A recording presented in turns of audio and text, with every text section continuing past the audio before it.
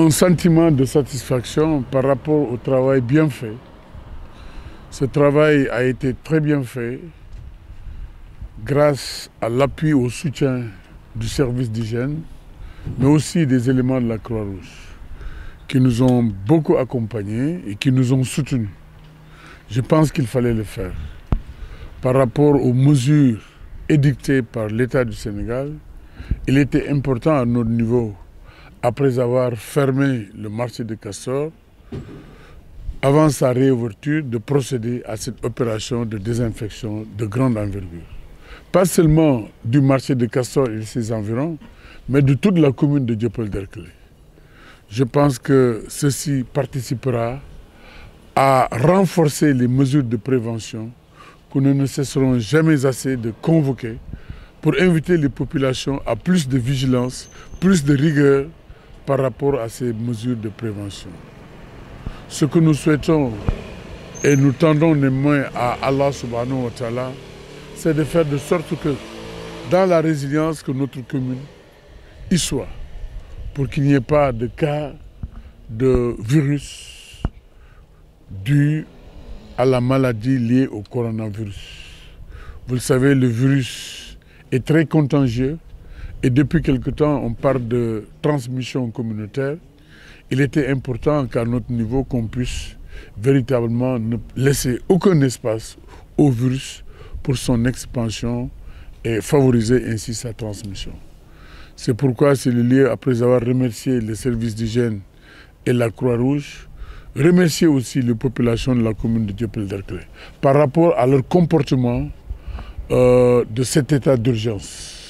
Cela est un signe extrêmement fort que les populations de Dieuppeul-Derklé ont compris que c'était dans leur intérêt d'observer l'état d'urgence, mais surtout de comprendre que cette opération de désinfection participe à leur résilience. Et je voudrais véritablement, au nom de ces populations, au nom du conseil municipal et à mon nom propre, remercier toutes les autorités confondues pour leur appui, pour leur soutien, pour les actions réalisées. Nous allons maintenant, après avoir distribué les kits d'hygiène, vers une opération de distribution de denrées alimentaires. Ce sera un grand moment. J'en appelle véritablement à la solidarité, à la compréhension, pour qu'on puisse toucher les plus nécessiteux. Les ayants droit, commençons d'abord par cela.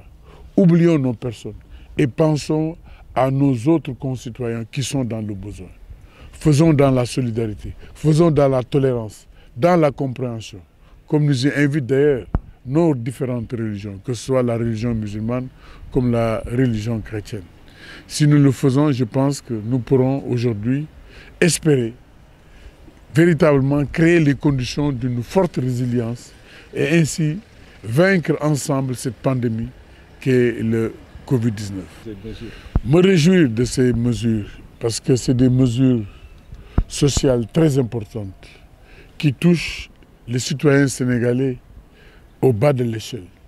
Je pense qu'il nous faudra être vigilants pour que les modalités de distribution puissent être respectées, que les couches les plus vulnérables, les plus exposés quand même, puissent avoir accès à ces différentes mesures, que ce soit l'eau, que ce soit l'électricité, que ce soit aussi ce fonds de solidarité.